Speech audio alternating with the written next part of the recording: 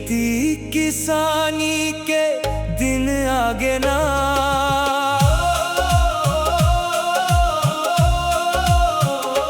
बदरा तो छाए है फिर बरखा नहीं आए। सोच सोच किसान के मन घबराए। बदरीला देखे सब बरखा के आस लगाए। बदरीला देखे सब बरखा के आस लगाए।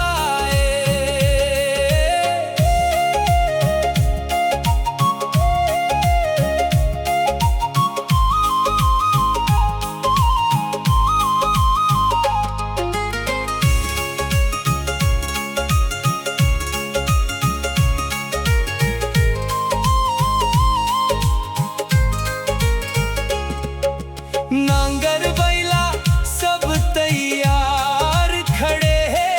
खरीद के बीज धरे हैं किसान।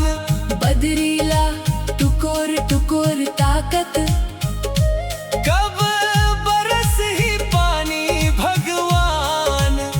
हे इंद्र देवता अब कृपा कर दे। बरसा दे पानी अपार। एक एक बूंद पर तरसत है धरती दाई के लाल। बदरा तो छाए है फिर बरखा नहीं आए। सोच सोच किसान के मन घबराए। बदरीला देखे सब बरखा के आस लगाए।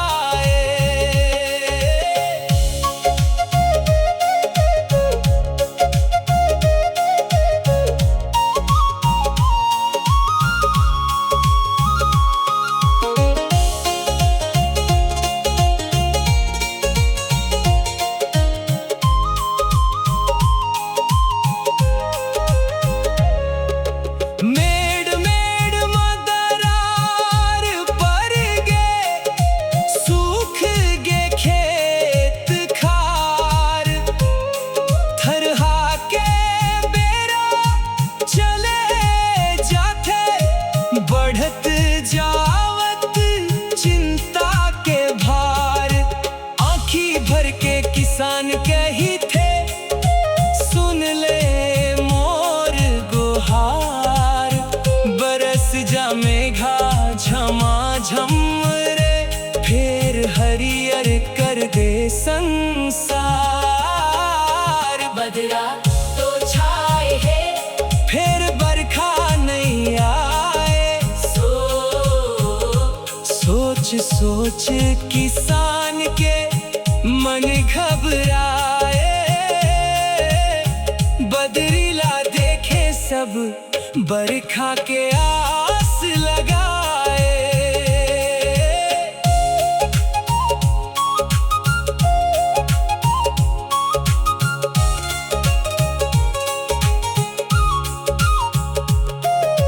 मेघा रे मेघा अब झंतर सा। बरसा दे अमृत धार।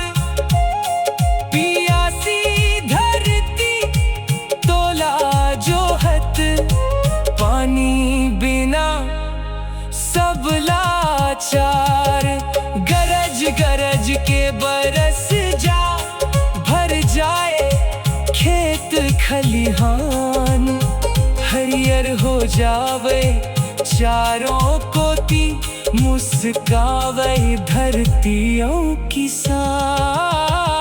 बदरा तो छाए है फिर बरखा नहीं आए।